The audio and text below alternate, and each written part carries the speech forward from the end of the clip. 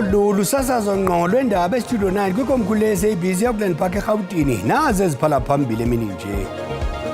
The G20 presidency, therefore, is an opportunity to present to the world the great opportunities and experiences that South Africa has to offer. Uqalile uMzantsi Afrika ukubamba isikhundla sokuba ngumongameli wembudi yamazwe afumile i-G20 ukuqala ngeca umhla wokuqala kule nyanga. Ziphinde zale baziseke inzame zexhoba lodusho olusekelezele kwisini zokubhena kwisigwebo seminyaka elishumi. Owayisa kuba yintshatsheli ehlabathi izihlandlo ezibini kwezamanqindi uZolani Tete ubuye kwakhona nje ngomqeqeshi.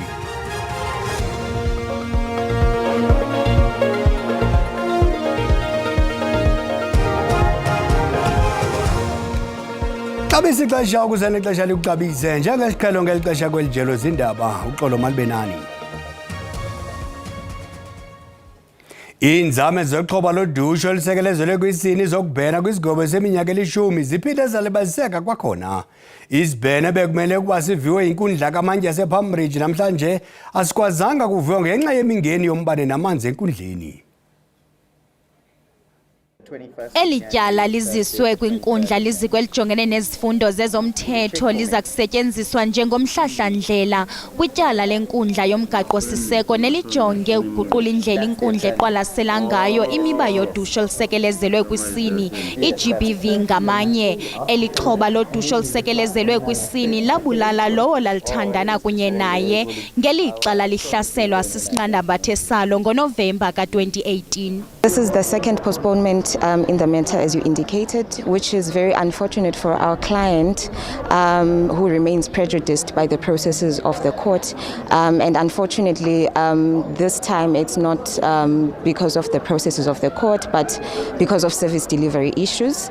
We are appealing her matter. She killed her partner in a domestic violence issue. And in our arguments, when she was first sentenced, when she was first convicted, our argument was that of private defense, that she was exercising self-defense, considering that she was practically taken by force from her place by the partner. She was locked in, she was raped in the process of all that happened, and in the end she ended up murdering her partner as a way to protect herself. Kulindeleke ukuba elityala libuyele enkundleni kwakhona ngoFebruwari wonyaka ozayo. Umongameli Cyril Ramaphosa nogxa wakhe waseNigeria umongameli Bola Tinubu baza kwabelana ngokuba ngusihlalo weBi-National Commission yalamazwe amabini. Zizivumelwano zentsebenziswano nezokuqonda neziyi-34 esezatyikityo phakathi kwalamazwe amabini. Intatheli yethu epalamente uLulama Matya ilandela elinqaku.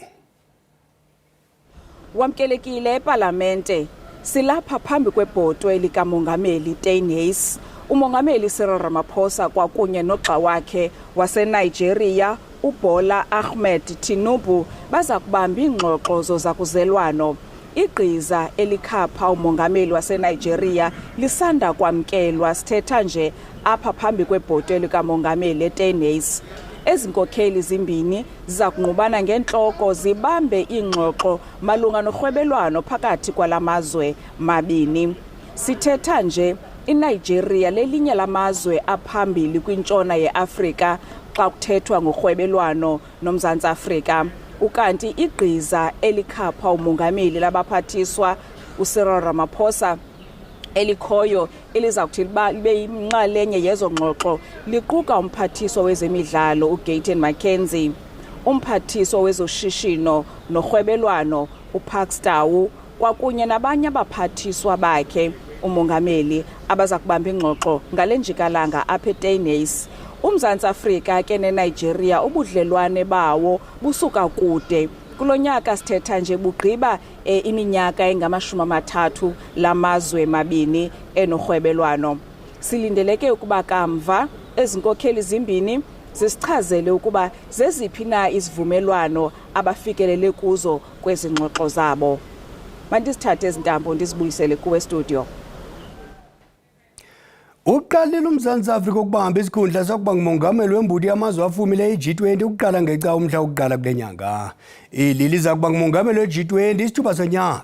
Namhlanje umongameli Cyril Ramaphosa uphehlelele ngokusesikweni ukuqaphela elinyathelo elikhulu kangaka kwimbali yeza ngaphandle kweli. Ukuvabanzi ngokwenzeke kumsitho obusepalamente eKapa samkela intatheli yethu epalamente ubulelani Philip. Jola, masikwamkele ezindabeni emini nje, zisuka nje, masiqala apha. Liqala nje lokuba ngumongameli we-G20, lingena xa kubuya umongameli Donald Trump eMelika. Kuza kuba lula kangakanani ukusebenzisana naye?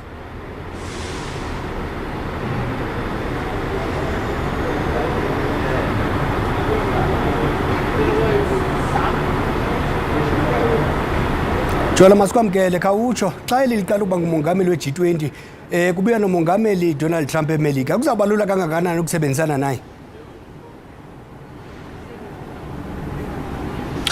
Manibulise kuwebhele nakubaphulaphuli. Le mini namhlanje ke idala imbali apha eMzantsi Afrika ngokuba ke uMzantsi Afrika lilizwe lokuqala apha kwilizwekazi laseAfrika elikhokela ke lamazwe e-G20. Londo ke ithe yenza olukhulu unqumo kumongameli weli uPresident Cyril Ramaphosa ngokuba uthi baza kusebenzisa elithuba lokukhokela lamazwe e-G20 ukuzama ukuphuhlisa ilizwekazi laseAfrika kwaye namazwe eGlobal South, ingakumbi amazwe anoqoqosho asahlumayo. Kodwa ke enye into ekhe yaqatshelwa kumongameli yokubana ke njengoba ke esisihlalo ngaphambili ke sabanjwa ngamazwe afana neBrazil, iIndia kwaye neIndonesia, kodwa ke uMzantsi Afrika xa ke esenikezela esisihlalo kulonyaka uzayo uza kusinikezela ke pha kwiMelika eza kube ikhokelwa ngumongameli uDonald Trump. Imibuzo ke umongameli athe wajongana nayo ngalomba ngokuba mhlawumbi ingaba uMzantsi Afrika unaso isakhono okanye isandla anosiqinisa ukuze imisebenzi eza kube isenziwa kuMzantsi Afrika noko xa inikezelwa kwiMelika noko neMelika ithathe apho uMzantsi Afrika ebeke khona. Bawuphele khawuxelela ababukeli Jola ngokubaluleka kokuba lilungu le-G20 kweli ude ufike nasekubeni libe ngumongameli wayo. Ibaluleke kangakanani loo nto kumbukeli?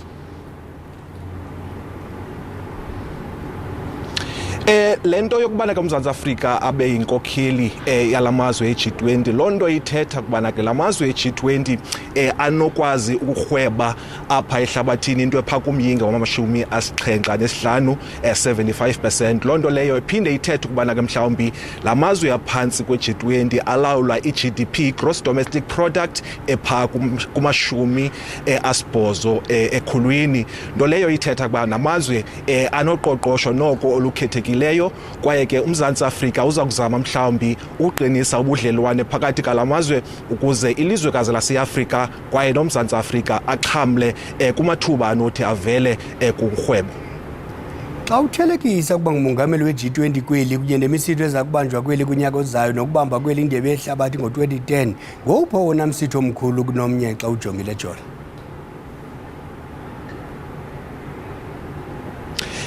Ndingathi phele into eza kwenzeka ukubheka phambili inhlanganiso ekuza kubanjwa zipha ngaphaya kwekhulu, nto leyo ke ethetha kubana ke zininzi izinto ekuzathiwa ziqwalaselwe ingakumbi kwimiba yokulwa intlupheko kwaye nentswela-ngqesho. Kwakhona ke mhlawumbi nakuleli candelo lobuchwephesha ingakumbi kweli xesha sisebenza kulo kunideka ubuchwephesha ukuze kukhuliswe ezoqoqosho.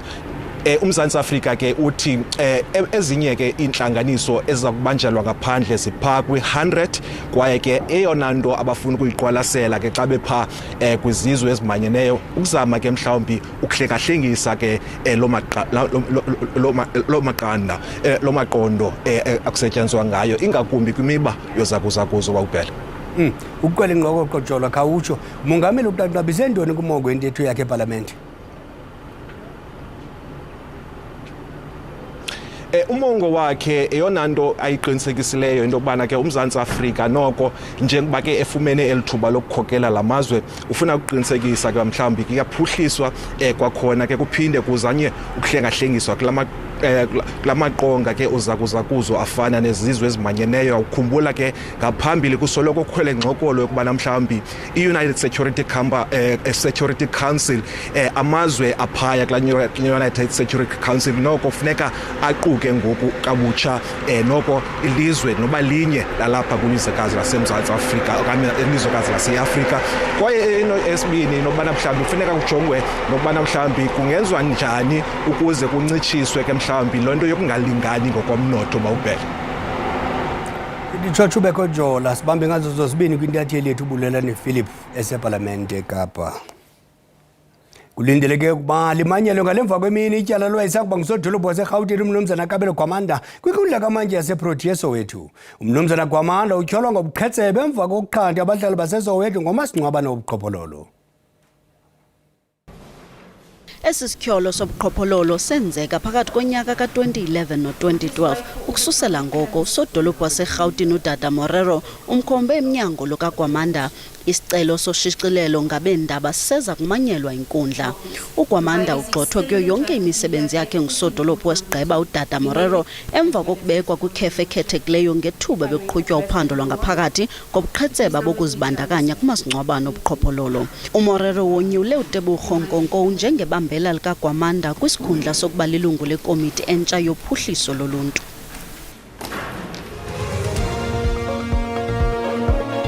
Kwalapha ezindabeni abasemagunyeni kwezothutho KwaZulu-Natal baqhuba uvalo lwendlela kwisango elihlawulelwa eMarian Hill Plaza kodwa masithuba umntwana evenkileni kuqala.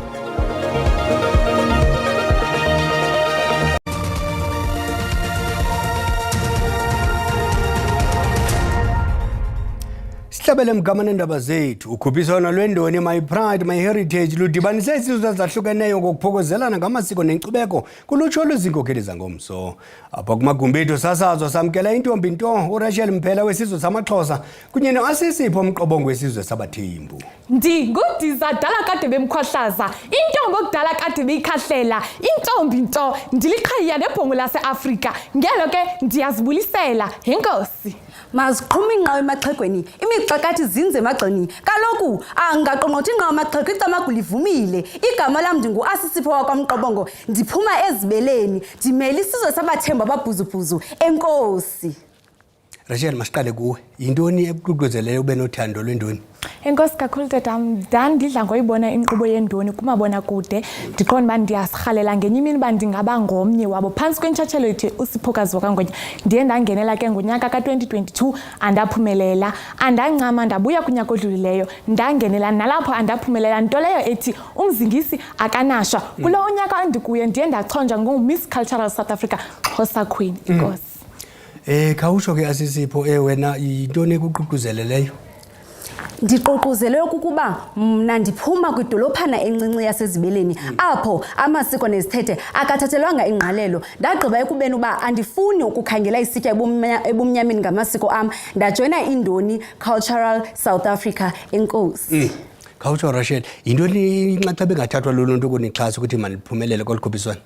Uluntu lungasixhasa tatam ingakumbi kwesi sigaba sikuso sikwisigaba sokuba abantu basivotele baye kumakhasi onxibelelwano kaFacebook bangene kwipage indoni South Africa. Zikhona izizwe phaya zonke, sikhona isizwe sabaThembu nesizwe sakaXhosa. Ikhona ilink umphulaphuli athacofoze kuye imsenqo apho kufele khona ithole. Sinaye le link yesibini apho umbukelano sivotela khona nge-R10 sifumana ivote eziyi-100. Enkosi. Khawutsho Asisipho, kubaluleke ngantoni ukugcina inkcubeko kunye nelwimi ngokodwa ke ngalamaxesha sele kukho impucuko?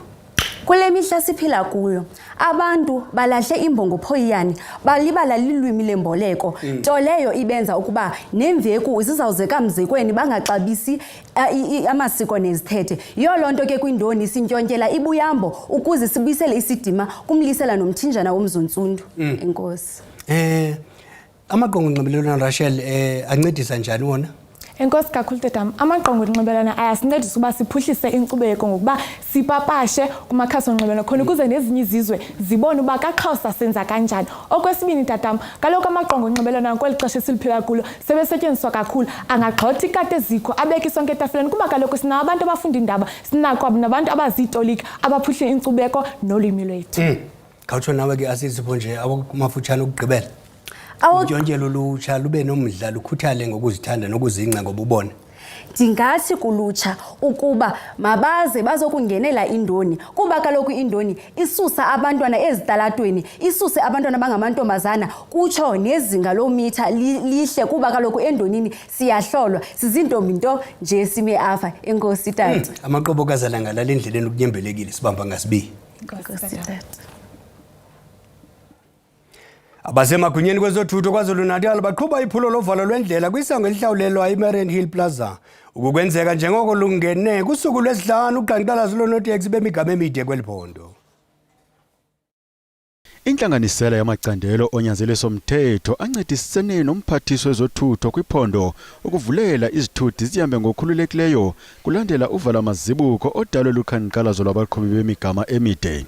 Umphathiswa wothutho ephondweni uthi ngaphandle kwale misadulo iphondo likulungele ukwamkela amawakawaka abatyeleli kwezolide zehlobo. You must always understand that they are adhering to the rules, they are complying to almost all the processes. So that's the problem. The crux is that some does not have permits, then they want to operate. We are not going to allow that. Those with permits want to add more taxes, and we are not going to allow that at the same time. This time of the year, we run joint operations to make sure that there is safety in our province, safety on the roads, safety any other place where we operate as a province. Ashiyeke edinga amawakawaka abakhweli sukela kuqale oluqhankqalazo ngolwesihlanu.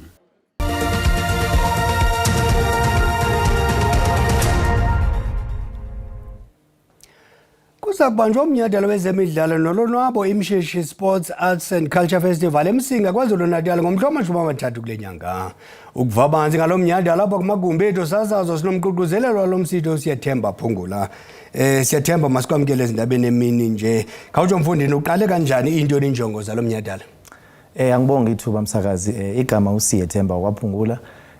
Lo mcimbi uqale ngo-2017 lapho khona siqhuquzela intsha umphakathi waseMsinga KwaZulu-Natal ukuba uzibandakanye kwezemidlalo isport in generally nokuthuthukisa ke italent kwabantwana abasebafishane ukuthi bazibonakalise ngetalent labo abanalo. Khawutsho ngubani abavumelekileyo nabalindelekileyo kulomsitho? Lo msitho uyindumezulu enkulu silindele abantu abaningi okukhona namaciko ahlukahlukene esiwaziyo nakwezomculo nakwezokukhangisa ezindaweni eziningi silindele nje abantu abanjengo DJ Tira abobe khona abokhuzani abomthandeni baningi amaciko azobe khona azothenga singame lo mfungazi.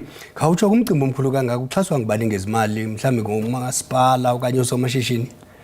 Sinabo baningi abaxhasi abakhona ngoba bayawuthakasela lo mdlalo esiwenzayo kodwa nje singababala iNyathi Foundation ekhona esinayo nawo umasipala ukhona sinethugela Ferry Lodge maningi nje abaxhasi nabeseze sazoba nabo futhi. Indawo ke yaseMsinga indawo enkulu khawutsho kahle lo msitho uzawubanjwa ndaweni pha eMsinga ngabani ixesha uphinde futhi utsho nomhla uzawubanjwa ngawo? Uzoba ngomhla ka-30 December eMzisho Stadium lapho nje ekuzobe kwenziwa yonke khona into uzoqala ngo-9 ekseni uphele ngo-6 ntambama. Okay. Khawutsho abafuna ukuqhagamshelana nani mhlambe bangathini mhlambe bafuna unichazo kanye bafuna uthatha inxaxheba? Sinawo wonke kuma social media pages siyatholakala ku Instagram Mshishi Sports Arts and Culture Festival, TikTok Mshishi Festival na ku Facebook Mshishi Sports Arts and Culture Festival. Khawutsho Siyathemba ngamafutshane uluntu okanye abantu bancedakala ngantoni ngemisitho elohlobo bazuza ntoni? Abantu bazuza especially intsha abantu abasebancane bazuza ekuthaneni baziveze italent. Sinama-talent amaningi kwezemidlalo ngoba sinemidlalo ehlukahlukene including ibhola lezinyawo nalabasifazane lezinyawo i-netball nabamodelayo ama-modeling kulonyaka sinane Chelsea so kuyafika ke ama-scouts azobheka lonke italent lento esuke yenziwa khona lapha mhlamba abanye bafumana amathuba okubona and futhi bakhona abanye abadlali esesibaproduceile khona eMsinga abadlali ibhola asebebonakala egabeni eziphezulu ukubalwa kuyo iBaytway okuyona league enkulu eMzantsi Afrika. Sibamba ngasibini ke Siyathemba. Ngiyabonga. Kwezemidlalo wayesakuba intshatsheli ehlabathi izihlandlo ezibini kwezamanqindi uZolani Tete ubuyile kwakho njengomqeqeshi. Le Ndede beneminyaka engama-36 ingumqeqeshi kaSiyanda Khuse kudidi lwe-ABU kunye ne-South African Strawweight Champion. Kungoku nje uTete qhuba isigwebo seminyaka emine sokuzigixa ngeziyobisi. Lobesa kuba intshatsheli yehlabathi ihlandlo esibini uZolani Tete ubenekhondo eliqaqambe ngeyona ndlela phambi kokuba athiwe nka ngonqumamiso leminyaka emine kulomdlalo ngumbutho iUnited Kingdom Anti-Doping ngenxa yeziyobisi nyakenye. Kungoku nje ugxile uqeqesheni imbethi manqindi eselula uSiyakholwa Khuse ozaqhubisana noBevan Sibanda kudidi lweWBC Silver Strawweight eKempton Park ngolwesihlanu. Utete uthi imbethi manqindi yakhe iqule yaligangatha phambi komlo. Usiyakholwa has been preparing for this fight for almost 4 months now. Remember, this fight was supposed to be, I think, beginning of this year. But because of there were different plans from our manager's side, so Usiyakholwa, it's only now that he gets this opportunity and he's fighting for a WBC title fight. So the preparation has been going very well. He's ready, super fit, mentally, physically fit. So nothing is going to stop Usiyakholwa to become a WBC silver champion on Friday. Kanti ke uKhuse intshatsheli echilayo kolididi Utete utyibela uKhuse ngelithi umhle enqindini kwaye uza kubuya nempumelelo kulomlo. Bevan Sibanda, we've watched a few fights of him. He's a very good boy. He's very slick, very smart. But I don't think he's going to stand Usiyakholwa. Usiyakholwa is a puncher. Usiyakholwa can box. We don't take nothing away from Bevan. But having Usiyakholwa in front of him, he'll be having too much in his mouth. I believe Usiyakholwa has proven himself. He has fought big fights down in East London. So this is a step closer to a world title for him. And I believe he's going to grab it with his both hands. And going to the fight on Friday, we're going to rock Usibanda. And Usibanda won't even remember his name by the time we're done with him. Kumlo omkhulu uRocknap uza kuxhimfana noAdonis Kapal Quinto kwidabi lobuntshatsheli kwihlabathi lweJunior Super Welterweight. Umbengo mngiya ucima umlilo masikhongozele ezilandelayo ngolwimi lwenkosi enhle iSwati ngecala emva kwesihlanu Machona ukuze ubhodlinja aze nazo kwangolulu kaphala ngensimbi yesixhenxe ukudlala kwenkukhu makube xosibele.